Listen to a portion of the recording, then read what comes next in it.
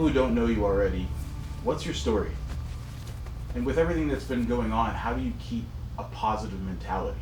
So my name is George Kypreos. I've been licensed in real estate for 20 years now. I'm born and raised here in Las Vegas. There was a time in my life where I woke up a little tired, woke up late, and was always dragging throughout the day. And somewhere it switched for me. I started going to bed early, trying to get my health right, and I'd wake up with like the glass half full mentality. I was like, what can I do today? How many great things can happen? Who can I meet? My parents are still alive. I have a beautiful daughter. Like, I started looking at life from a different lens and a different perspective. I didn't always have that. Today, I treat every day like it could be my last, and I want to make the most of it.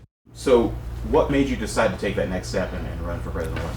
Many years ago, I got called in over a dispute over a key. And I remember walking into this building, and I walked upstairs and I sat in front of about 20 board members. They were there and they were looking down at me, and I felt this tall. And I was like, wait a minute, I'm a member, I didn't do anything wrong. It was fair, that was the process, I wasn't harmed or anything.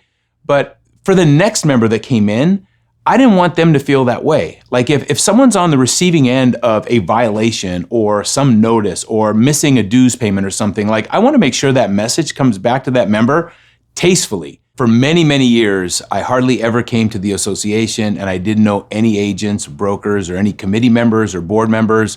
And since I got involved and became a director, and ultimately running for president-elect, I've got to meet so many people. And my life and career has become infinitely better because of that. So how do you feel about taking on this new role as president-elect? Becoming president-elect will be a big challenge for me. It's something new. I've sat as a director twice, but this is a new role. It's an executive role. There's a lot of pressure right now. It's an interesting dynamic. If you put 12 Georges in the board, you'd get the same thing. You'd get that view on all topics all the way across, but that's not how it works.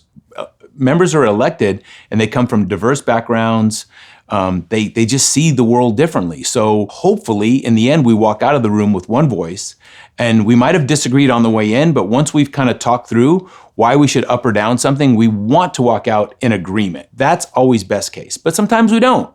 We got to be able to get along at the next meeting, and that's my goal for next year is I might not see eye to eye with everybody on every single topic, but we'll decide, we'll vote, win or lose, we move on, and the next time I'm not gonna hold a grudge. I'm excited to take this forward. We have a job to do. There are gonna be new problems, new issues, new legal issues, whatnot, but as a community, we can come together if we are all on the same page. So I'm willing to go to work, but I'm asking you guys to come join with me and help support us so we can get there together.